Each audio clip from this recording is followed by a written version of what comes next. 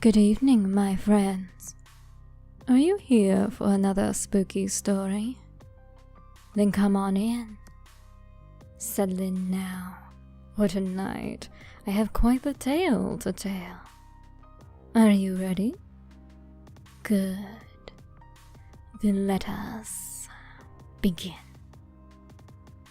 Tonight, let us venture back into the realm of creepypasta and short horror stories.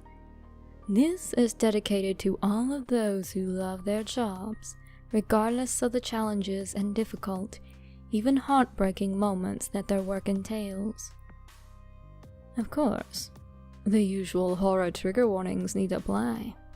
So if you aren't in the best mindset this evening, then move along to one of my funnier works for now. I suggest The Shiner's Ghost, always a good one. As for the rest of you, come, gather round, and listen to I Love My Job. I love my job. Really, I do. I get to see and visit with people from all ages and walks of life. I won't deny the job can be difficult sometimes. After all, most of the people I'm there to help don't make it, and that can be a difficult thing for some people to experience. I've been on the job for a very long time now, so I suppose I've desensitized myself to a great deal of what I see. Instead, when at all possible, I try to focus on my clients, making them as comfortable as possible in their final moments. This really helps considering that I'm constantly on call, so I don't have a lot of time for anything but my job, another thing most people could not handle. For most of you, I hope you never know what it is like to hear the grown man, half obliterated by a hit and run, cry out for his mother, or to watch the little one stretched out upon the hospital bed as she closes her eyes, knowing that she will never open them again, and that the sober truth of that is about to hit the parents, also waiting at her bedside. Or knowing the wasted potential of the person who took that fatal step off the bridge, of wondering if they had just waited another month, a day, a minute even, then things might have turned around for them. Still, for others, it is, in a way, a morbidly joyous occasion. This I usually see from the elderly, whose minds and bodies have become feeble and frail.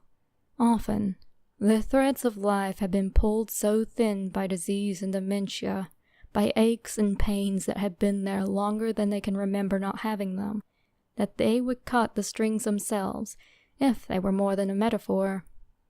From them, I often hear thank yous for being at their side at the end, and excited chattering of how they just cannot wait to see their deceased loved ones again. Those are the days when I truly find satisfaction in my work. Of course, there are days when my services aren't really needed. I'll show up, only to find out that the client in question has changed their mind about needing me around, and I can leave almost soon as I get there.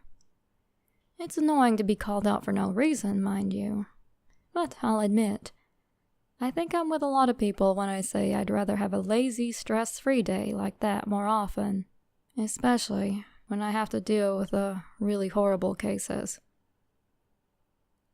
But, as I said before, I find solace in my work, knowing that few could really handle what I do on a daily basis. After all, few really want to be alone at the end, and my presence gives them solace. For who better to comfort the dying than Death himself?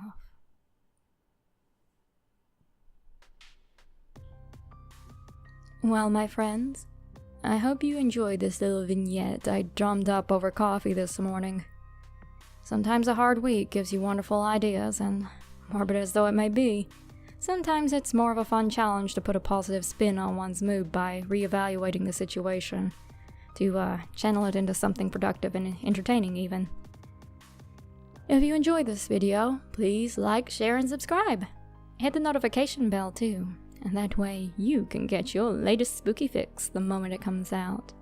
And check out my Patreon page at patreon.com/phantasmalpoppy. Please and thank you. Good night, and see you all real soon.